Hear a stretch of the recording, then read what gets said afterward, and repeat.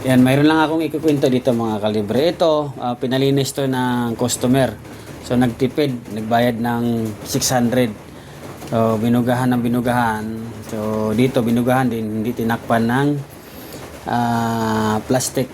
So in short, napasukan ng tubig. So nung napasukan ng tubig, i-bloweran naman nila. I-blower naman yung naglinis nito. Ang naglinis nito ay hindi technician ha. Sabi niya tricycle driver lang, tricycle driver daw siya. So pinakasuyo sa kanya, 600 lang ang bayad. So ngayon, ang laki na nasira kasi binasa na nila to. Binugahan nila. Iyon ang kwento sa akin. Tapos sinaksak nila. So gumana naman daw ang pan-motor ng indoor.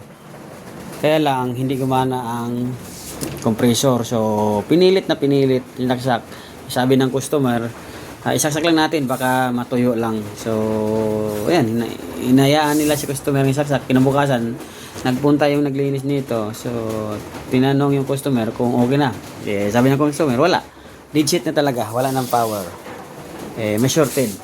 So in short, may shorted. So kawawa yung naglinis kasi sa kanya to, pinabayaran sa kanya. Ngayon pinabayaran na nga sa kanya, nag-order siya ng board doon sa Caloocan daw niya nakuha. Sabi kilala daw ako pero hindi ko nabagitin ng pangalan. So ayan, nag-order siya ng board, kinuha pa nila sa Caloocan, nagmotor. So ayan, nakita ko kulang-kulang ng parts.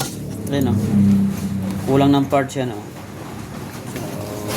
So nasa 3,000 lang to. Sabi ko mura naman to, 3,000 lang. So sunod, dahil sira to, nagpadala ng isang board ito.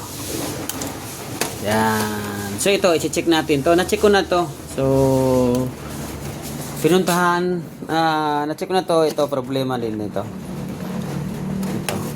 Napalitan na to ng board. So nadamay to. Problema to. Kasi pag saksak nito, iilaw lahat yan. Tingnan natin ng mga kalibre. Pag saksak yan, iilaw lahat yan. Dapat hindi yan iilaw lahat eh. Saksak natin. Yan o. Umilaw lahat yan o. Tapos hindi pumitik ang relay. Yan o. Shorted. May problema to. Pagka ganyan, mga kalibre na umilaw lahat to. So ibig sabihin, may problema na to. May shorted dito. So ito, nadali rin ito. Kasi ito, bagong palit na to ng board eh. May power na yan o. Dalawang board. Ito una ang pinalit. Tapos pinadalan siya ng isang board.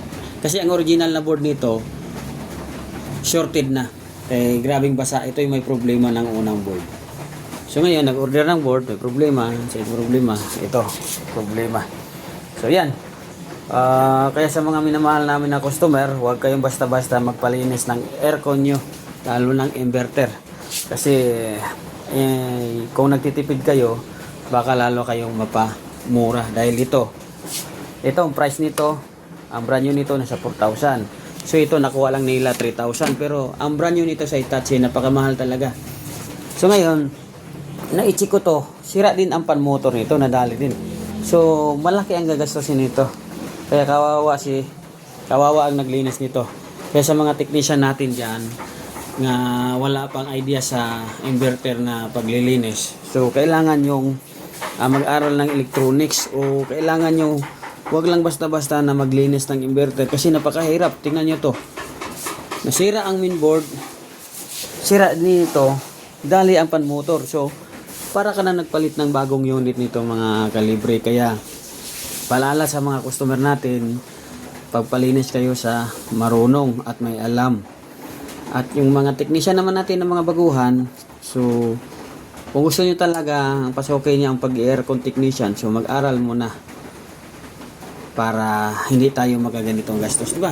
Malaki na ginastos nito, 600 lang daw binayad nito. Pero ang gastos niya nito mga nagbiyahe siya sa papunta Caloocan, balikan, magkano ang gastos niya? Naggas. Tapos ito binili niyang board 3.5. So ito pibili pa siya nito, di ba? Abutin siya ng siguro kulang-kulang to ng mga mahigit 10. Oh, 600 lang pero gagastos siya ng mahigit ng 10,000.